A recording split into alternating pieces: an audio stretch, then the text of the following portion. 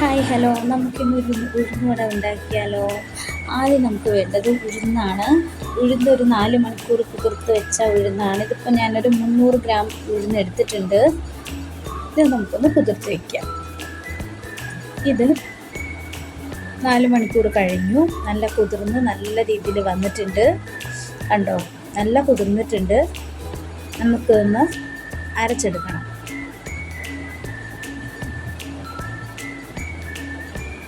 അപ്പോൾ എത്ര വെള്ളം വേണ്ടതെന്ന് ഞാനിവിടെ കാണിക്കുന്നുണ്ട്. അത്ര തന്നെ വെള്ളം ഒഴിക്കാവൂ. ഒരുപാട് വെള്ളം ആവാൻ പാടില്ല. ഒരുപാട് വെള്ളം ഒഴിച്ച് കുഴഞ്ഞു പോയാലും നമുക്ക് കറക്റ്റ് ഉഴുന്നുവട കിട്ടത്തില്ല. കുറച്ച് നമുക്ക് അരച്ചെടുക്കാം. ആദ്യം കുറച്ചെടുത്ത് ഇത്ര വെള്ളം മാത്രമേ ഒഴിക്കാവൂ. നമുക്ക് നന്നായിട്ടൊന്ന് അരച്ചെടുക്കാം.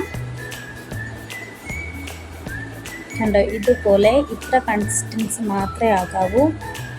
അതിനുശേഷം നമുക്കിതിൽ ചേർക്കേണ്ട ഇഞ്ചി വേണം, കറിവേപ്പില വേണം, പച്ചമുളക് വേണം, പകുതി സവാള വേണം. ഇതെല്ലാം നമുക്ക് നന്നായിട്ട് ചെറിയ കഷ്ണങ്ങളായിട്ട് മുറിച്ചെടുക്കാം. എരിവിനനുസരിച്ചുള്ള പച്ചമുളക് ആണ് ഞാൻ എടുത്തിരിക്കുന്നത്. ഒരു 4 പച്ചമുളക് എടുത്തിട്ടുണ്ട്. ഇതെല്ലാം നമ്മൾ അരച്ച് വെച്ച ആ ഒരു ബാറ്റിലേക്ക് നമ്മൾ ചേർത്തിരിക്കുന്നു. ഇതിന് ശേഷം ഇത് നന്നായിട്ട് നമുക്കൊന്ന് മിക്സ് ചെയ്തെടുക്കണം.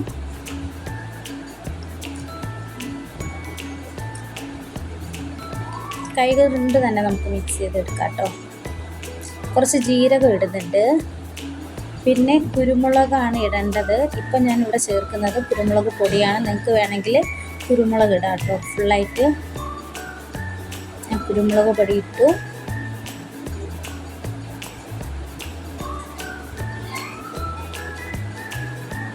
ഈ സമയത്ത് കുറച്ച് കായപ്പൊടി ഇടാം. ഞാൻ കുറച്ച് ഉപ്പിട്ട് കൊടുത്തിട്ടുണ്ട്.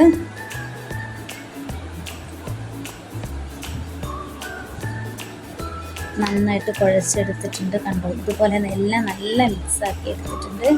ഇത് നമുക്കിനി വെള്ളം തൊട്ട് ഇതുപോലെ വെള്ളം തൊട്ടിട്ട് സെൻറ്ററിലൊരു കുഴി കുത്തി എണ്ണയിലോട്ട് ഇട്ട് കൊടുക്കാം. കണ്ടോ, ഇതുപോലെ തിളച്ച എണ്ണയിൽ വേണം ഇടാൻ. എണ്ണ നല്ല ചൂടായതിനു ശേഷം വേണം ഇടാൻ. ഓക്കെ, കണ്ടോ, നന്നായിട്ട് ബ്രൗൺ കളറായിട്ട് വന്നിട്ടുണ്ട്.